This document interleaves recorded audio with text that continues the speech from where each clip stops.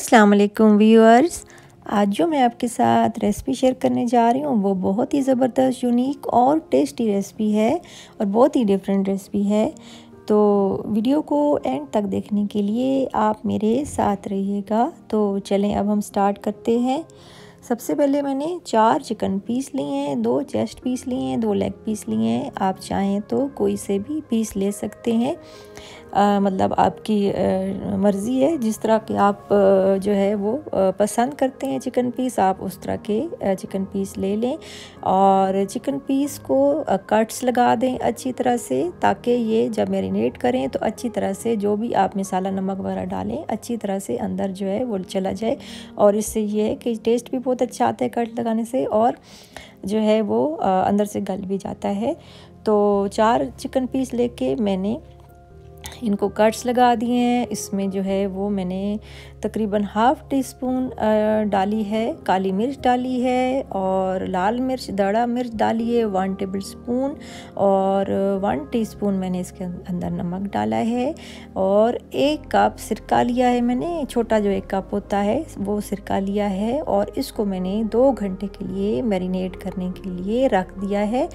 और फिर उसके बाद जो है वो एक तवे पे मैंने चिकन जो है पीस जो है उसके ऊपर रख दिए हैं दम पर, और इसको मैंने तकरीबन 30 मिनट तक हल्की आंच पर दम पर रखा है। और उसके बाद चिकन पीस में मैंने दम से हटा के उसमें 2 टेबल स्पून कुकिंग ऑयल डाला था, और फिर उसके बाद जो है इसको मैंने बारबेक्यू की तरह तेज़ आंच पर तैयार कर लिया है। ये जितना तेज़ आंच होगी उतना ही ज़्यादा उसका बारबेक्यू का टेस्ट आएगा, क्योंकि चिकन ऑलरेडी मैरिनेट भी था और चिकन को मैंने गला भी लिया, तो इसलिए अंदर से ये बिल्कुल पक चुका था और जो है वो फ्राई भी, यानी कि जो बारबेक्यू किया था वो भी हो गया।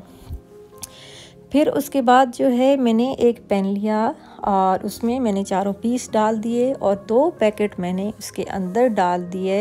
ये जो होती है क्रीम, मिल्क पैक क्रीम, या घर की जो भी मलाई होती है आप उसी को ब्लेंड करके डाल सकते हैं। ये 2 पैकेट मैंने बाज़ार की मिल्क पैक क्रीम डाली, और फिर उसको मैंने तकरीबन 6 से 7 मिनट के लिए दम पर रख दिया। फिर उसके बाद जो है मैंने उसमें डाला है लेमन जूस, ये 2 टेबल स्पून के बराबर।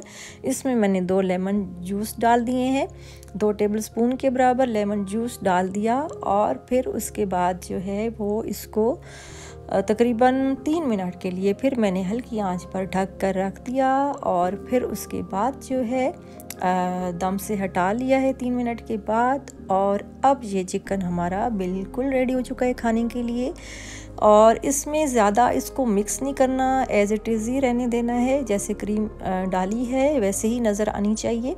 तो ये बिल्कुल रेडी है खाने के लिए। आप इसको चावल के साथ, रोटी के साथ, नान के साथ, चटनी के साथ और केचप के साथ इंजॉय करें, मज़े करें, और घर पर ज़रूर ट्राई करें। और रेसिपी अच्छी लगे तो लाइक और शेयर करना भी मत भूलिएगा, और ज़्यादा से ज़्यादा शेयर किया करें मेरी वीडियोस।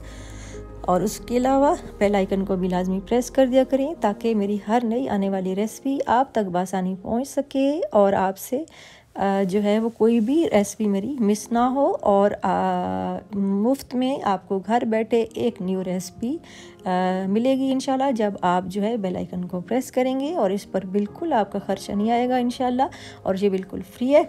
और उसके अलावा जो है आप वीडियो को एंड तक लाजमी देखा करें। उसकी वजह ये है कि जो मैं वीडियो से रिलेटेड रेसिपी आपको बताती हूँ और कोई टिप्स बताती हूँ, आपसे कुछ भी मिस ना हो और आपको कोई परेशानी ना उठानी पड़े।